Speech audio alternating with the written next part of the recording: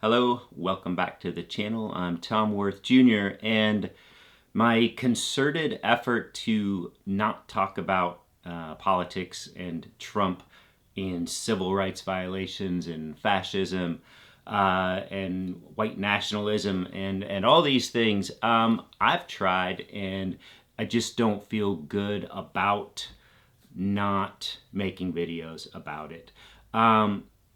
If you've noticed, I've put a few videos out there about travel, Spain, Catholicism, history, also back with the papal elections, and I think I just need to put those on a different channel and get back to what I can do on a daily basis here. This stuff just it comes naturally to me, in the desire to talk about it and discuss it and throw some thoughts out there and wrestle with what's going on all the time with all of us.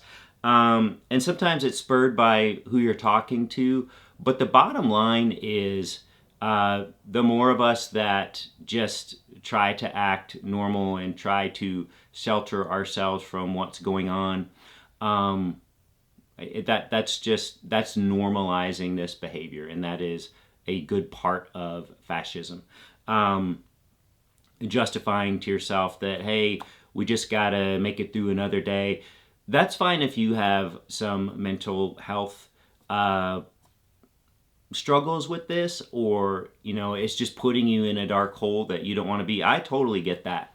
That's not me though. When I set this aside, it's not because I'm having a hard time with it. It's purely because I want my channel to be more uplifting and less topical and less of a daily thing. I wish my channel could have topics that would have, like, if you look back on it a year from now or 3 years from now, like when we go through, we're going to Spain or going to Paris or whatever it is, you like to look back at videos, and some of these videos are 3 months ago or 3 years ago, or we're looking at a Rick Steves video from 12 years ago. This political stuff has zero shelf life. You look at stuff from last week or definitely last month, it's not relevant anymore, because new stuff is coming up every day. So I wish I could do a channel where that wasn't the case, but the bottom line is I love talking about this stuff and thinking about this stuff and sharing things with you all, and then getting comments back from you all. That's what I love doing. Love the interaction. That's what I miss. So going back to this hardcore daily, I ended a job I was on a couple of weeks ago when we got back from Spain. I gave my 2 weeks notice when I got back, and had my last day 2 weeks ago. So I'll still be looking for something else to do revenue-wise, but in the meantime, and hopefully going forward well beyond getting another job again, be back to the dailies probably twice a day. There's just that much to talk about, whether it's taking a wrecking ball to the East Wing, or whether it's Trump claiming victory in the Middle East, where we all know it's crumbling the minute he declares victory. On that note, I am glad that some people got back, some hostages were exchanged, some of them living, and then returning some of the others back. Very glad for that, and I think all of those efforts are worth it.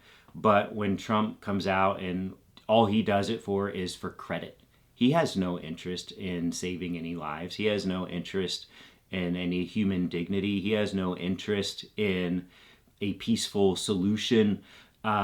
He just wants credit in everything he does, and that's what I have a problem with. And some of these leaders around the world that are willing to go along with him because they've figured him out. They know that they can get what they want as long as he gets all the credit. They don't care about any lies or any truths or any lasting solutions.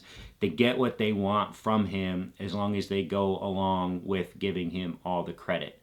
And to me, those solutions are completely meaningless. I'm loving Canada. I'm loving Ontario.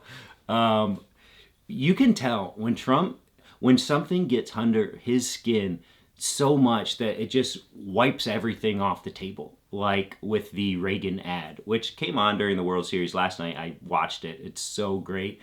It's so perfect because a lot of these people, a lot of them that are old enough to have been around during the Reagan years, those are the people who are now Trumpers. And their brains have just completely been disconnected from what Reagan actually was. And I'm not saying Reagan was perfect, far from it, but a lot of Trumpers thought he was perfect. And when you remind them of Reagan's own words in Reagan's own voice, and Reagan sitting there with his flannel shirt or whatever he was wearing at his desk, that is powerful imagery and powerful words.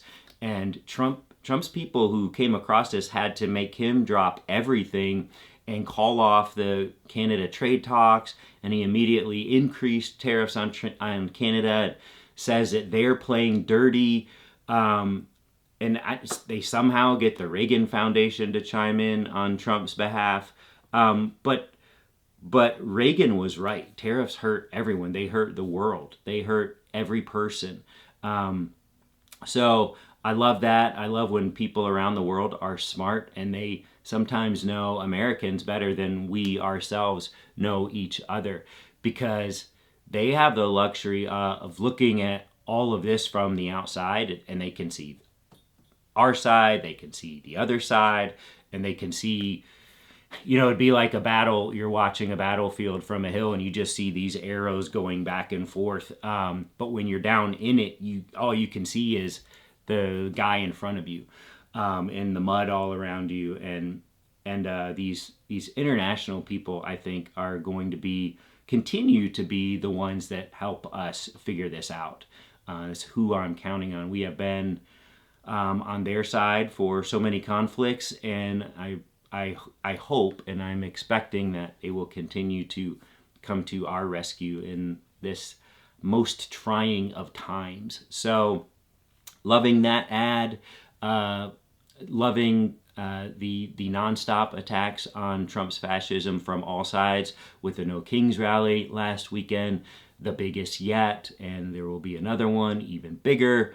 The thing that fascism needs to really take hold, once it takes hold, kind of hard to dislodge until the leader just is gone someday, often by natural causes.